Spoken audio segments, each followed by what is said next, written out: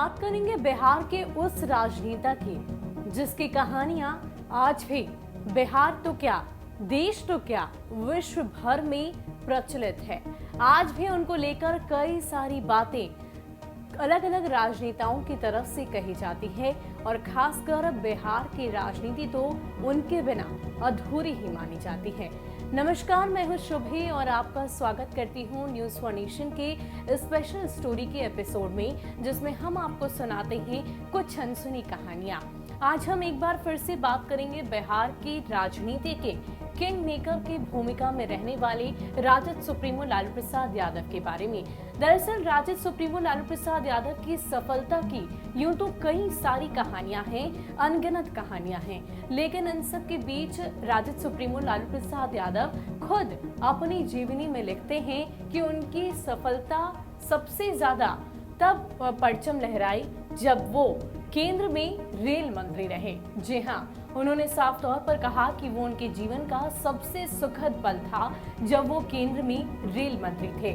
उस दौरान उन्होंने कई सारे अहम फैसले लिए जब विश्व भर में उनकी चर्चा हुई, लेकिन इस दौरान उन्होंने एक बात और कही थी कि अगर रेलवे का निजीकरण होगा तो मेरी लाश पर होगा।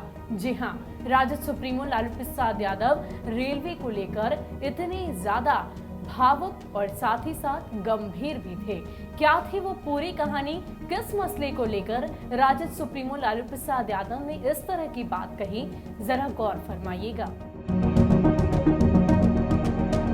मेरे जीवन में सफलता की यूं तो बहुत कहानियां हैं, लेकिन जिस सफलता को मैं सबसे ज्यादा याद करता हूं, वह केंद्रीय रेल मंत्री के रूप में मेरा कार्यकाल था।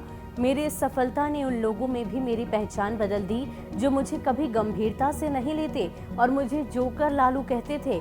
लेकिन रेल मंत्री का अपना कार्यकाल पूरा करते करते मैं प्रोफेसर लालू बन गया था। भारतीय रेलवे की तकदीर नाटकीय ढंग से बदल देने के कारण लोग मुझे आदर और सम्मान देने लगे। ये एक ऐसी कहानी है जिसे शुरू से अंत तक बताने की जरूरत है। डॉक्टर मनमोहन सिंह ने अपने पहले प्रधानमंत्री काल में जब मुझे रेल मंत्रालय दिया तो मैं बेहद खुश था। मैंने इसे एक मौके के रूप में देखा ताकि उन लाखों भारतीयों के जीवन में वास्तविक बदलाव ला सकूं जो रेल सेवा का इस्तेमाल करते हैं। इसके अलावा रेलवे सरकारी नौकरी देने वाला सबसे बड़ा उपक्रम है। इसमें रोजगार पैदा करने की क्षमता बढ़ाने की गुंजाइश बहुत अधिक है। एक दिलचस्प बात यह थी कि मैं लगातार दूसरा रेल मंत्री था जो बिहार का था। मैंने नीतीश कुमार की जगह ली जो सत्ता से बाहर हुई भाजपा के नेतृत्व वाली एनडीए सरकार में रेल मंत्री थे। अभी मैं ठीक से मंत्रालय में बैठ भी नहीं पाया था कि एक समस्या मेरे सामने खड़ी थी। रेलवे एक तरह से दिवालिया हो चुका था। इसका नकदी संतुलन 259 करोड़ के खतरनाक निचले स्तर पर पहुंच चुका था और इसकी परिचालन लागत 98% के खतरनाक निचले स्तर पर पहुंच गई थी। यानी रेलवे को 1 रुपया कमाने के लिए 98 पैसे खर्च करने पड़ रहे थे।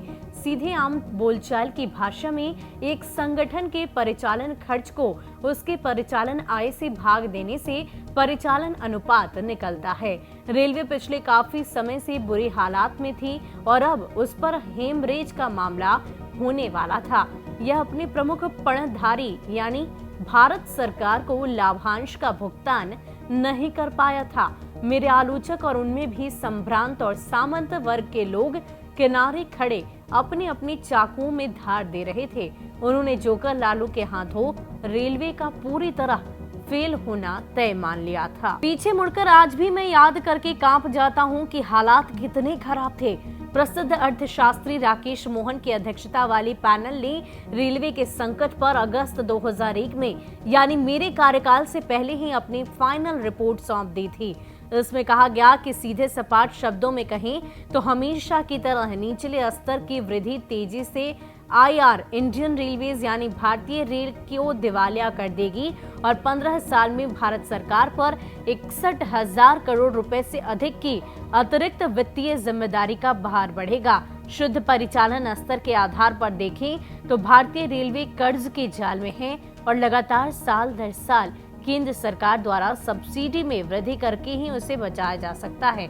और जैसा कि सभी जानते हैं, इस तरह की सब्सिडी उपलब्ध नहीं है।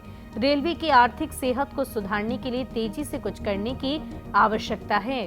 राकेश मोहन जैसे विशेषज्ञों ने 4 चरणों वाला समाधान बताया था। यात्री किराए में वृद्धि, छटनी या आकार कम करना, निगमीकरण और नियमन में ये बातें बताई गई। यात्री किराया बहुत ही कम है और इसने एक मजबूत अर्थव्यवस्था के बुनियादी सिद्धांतों का मजाक बनाकर रख दिया है। पिछले कई दशकों से रेलवे ने अपने शरीर में फालतू चर्बी बढ़ा ली है।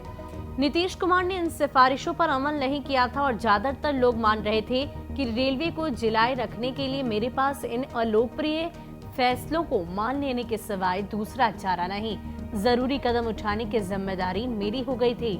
मेरे मन में उन विशेषज्ञों और जानकारों के प्रति बेहद श्रद्धा थी जिन्होंने रेलवे के हितों को ध्यान में रखते हुए ये सुझाव दिया, लेकिन उनकी सिफारिशें और सलाहें उस राजनीतिक जनमत के विपरीत थी जो मुझे मेरे मालिकों यानी देश की जनता से मिली थी। इसलिए मैं उन सलाहों को न मानने का फैसला किया। रेल मंत्री बनने के तुरंत बाद एक प्रेस कॉन्फ्रेंस कर मैंने घोषणा की कि रेलवे का निजीकरण मेरी लाश पर होगा। तमाम लोगों को आश्चर्य में डालते हुए मैंने कहा कि यात्री किराए में कोई वृद्धि नहीं होगी। इसके विपरीत हर रेल बजट में किराया कम किया जाएगा। मैंने घोषणा की कि रेलवे का आकार कम नहीं किया जाएगा। मैं आकार को सही करूंगा और खाली पदों को भरने के लिए नई भर्तियां करूंगा। मैंने कहा कि अनेक नई रेल लाइन शुरू की जाएगी और ज्यादा लोगों को रोजगार देने के लिए निर्माण की नई इकाइयां खोली जाएंगी। मैंने भारतीय रेल के लिए विनियामक की जरूरत को खारिज करते हुए कहा कि हमारी संसद सबसे बड़ी विनियामक है। मेरी सरल और लोकप्रियतावादी घोषणाएं अगले दिन अखबारों की सुर्खियां बनी। मेरे आलोचकों ने इन घोषणाओं पर नाखुशी जताई। उनमें से कुछ का कहना था कि बिहार भवन अब नया रेल भवन बनेगा और रेल राज जंगल राज में बदल जाएगा। मैंने अभी जिम्मेदारी संभाली ही थी और कामकाज भी शुरू किया। कुछ लोग फेल बताकर मुझे खारिज कर दे रहे थे। इससे पता चलता था कि मीडिया का मेरे प्रति कैसा विरोधी रवैया हो गया था।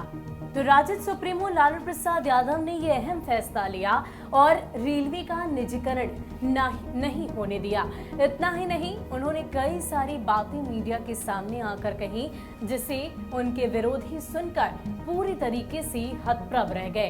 इतना ही नहीं, राजद सुप्रीमो लालू प्रसाद यादव के द्वारा रेल मंत्रालय संभालने के बाद ऐसे कई सारे अहम निर्णय लिए गए जिसकी वजह से विश्व भर में उनकी चर्चा हुई। फिलहाल इस पूरे कार्यकाल के दौरान ये एक दिलचस्प कहानी, एक अनसुनी कहानी हमने आपको सुनाई। फिलहाल के लिए इतना ही, हमें दीजिए इजाजत। ऐसी ही अनसुनी कहानी हम आपके लिए प्रतिदिन लेकर आते रहेंगे।